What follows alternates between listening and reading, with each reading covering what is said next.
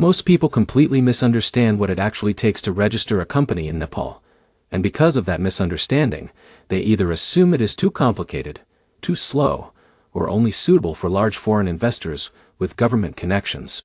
But here is the surprising truth that almost nobody explains clearly at the beginning. There is no exact LLC structure in Nepal like there is in the United States. And that one detail changes everything about how you should approach this process. Because what people casually call a Nepal LLC is usually referring to a private limited company registered under Nepalese company law in Nepal. And if you don't understand that early, you can easily make decisions that affect ownership rules, foreign investment approvals, taxation, and even your ability to legally operate in the country. But before we get into the technical steps, let's slow everything down and understand why Nepal is even on the radar for entrepreneurs. Because registering a company in Nepal is not just paperwork. It is an entry point into one of South Asia's emerging markets, with growing opportunities in tourism, hydropower, its services, and cross-border trade with India and China. Now imagine someone like Michael.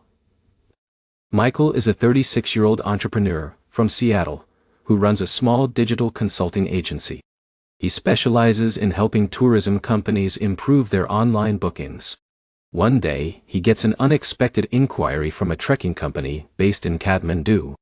They want to work with him long-term, but they ask a very specific question. Do you have a local company in Nepal?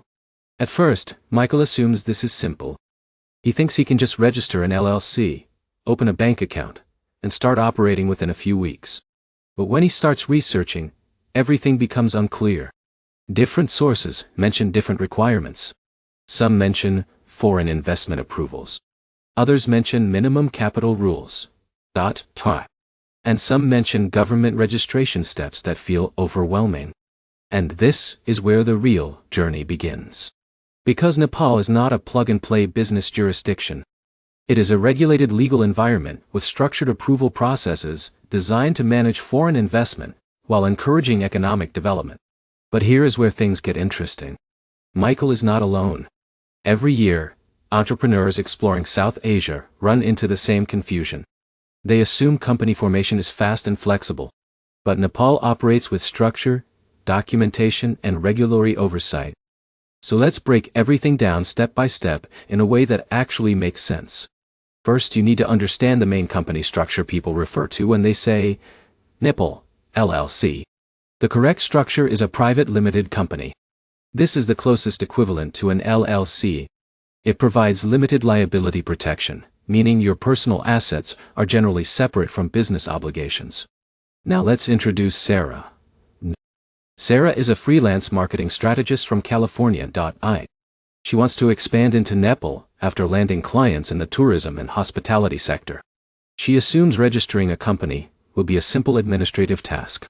But as soon as she starts researching, she realizes there are legal steps involving government approval, documentation, and investment regulations she did not expect. And this is where most beginners get overwhelmed. But here's the problem. Nepal does not treat company registration as a simple online application. It treats it as a legal formation process involving multiple government bodies. And each one plays a role in approval. So let's walk through the real journey step by step. The first step is name reservation. Before anything else, you must choose a company name and get it approved by the Office of the Company Registrar. The name must be unique and not misleading or similar to existing companies. Now Michael hits his first realization. Even before incorporation, there is regulatory screening. And this sets the tone for everything that follows. Once the name is approved, the next step is preparing the memorandum and articles of association. This is one of the most important documents in the entire process. It defines your company's structure, ownership distribution, business objectives, and internal governance rules. And this is where Sarah begins to understand something important. This is not just paperwork. This is legal identity creation. But here is where it gets even more important. If you are a foreign investor, Nepal has additional requirements through foreign investment approval processes. Depending on your business type, you may need approval from the Department of Industry. And this is where Daniel enters the story. Daniel is a tech entrepreneur from Texas building an outsourcing software company. He assumes Nepal will allow fast foreign company registration. But when he learns about approval requirements, documentation reviews, and sector-specific restrictions, he realizes this is a structured investment system, not a simple registration process. And this is where many entrepreneurs pause for the first time. Because they realize something important. They are not just registering a company. They are requesting permission to invest in the country. But here is the insight most people miss. Nepal is actively encouraging foreign investment in specific sectors like its services, tourism, hydropower, manufacturing, and infrastructure. And that means approval is possible if your business aligns with national priorities. So once approvals are in place, the next step is incorporation with the Office of the Company Registrar. This involves submitting your documents, shareholder details, director information, and registered office address. And yes, a registered office in Nepal is required. Now Michael faces his first operational decision. He needs a local address. This can be a physical office or a registered business address through service providers. And this requirement often surprises foreign entrepreneurs.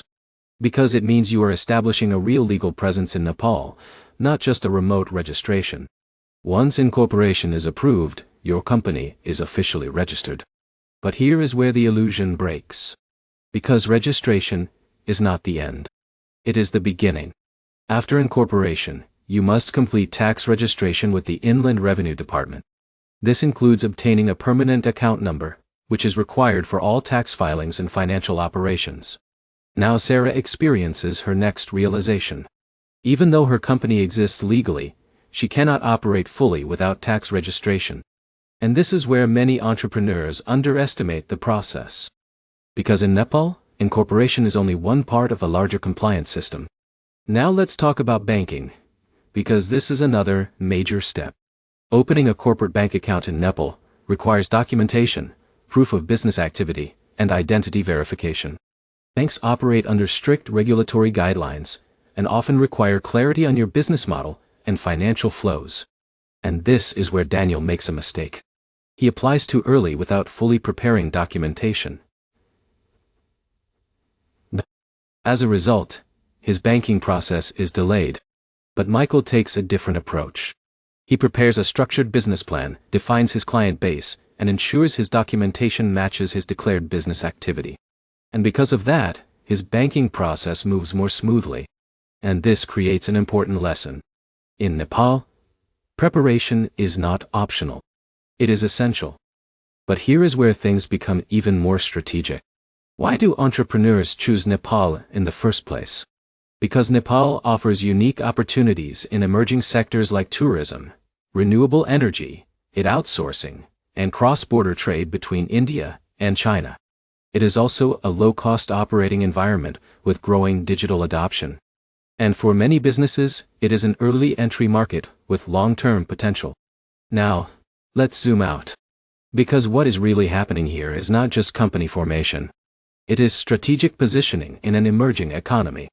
And once you understand that, everything becomes clearer. Every requirement is designed to ensure legitimacy, transparency, and alignment with national development goals. Now Michael begins to see his company differently. It is no longer just a registration. It is a strategic foothold in South Asia. And that changes how he thinks about expansion. But here's the final insight that ties everything together. Registering a company in Nepal is not about speed or simplicity. It is about structure, compliance, and alignment with regulatory systems designed to manage foreign investment responsibly. And once you understand that, the process becomes logical, instead of overwhelming. So if you are planning to register a company in Nepal, you now understand the real journey. There is no simple LLC shortcut.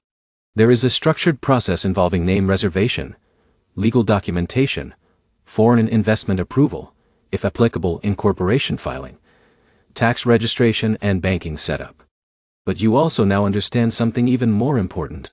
This system is not designed to stop you. It is designed to ensure that businesses entering the market are legitimate, structured, and aligned with economic development priorities. And once you align with that system, you stop seeing barriers and start seeing opportunity. Because in international business, clarity is not just helpful. It is your advantage.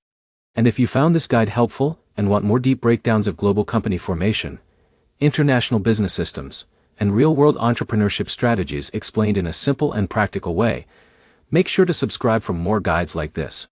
Because the more you understand these systems, the more confidently you can operate within them. And in global entrepreneurship, confidence always begins with understanding.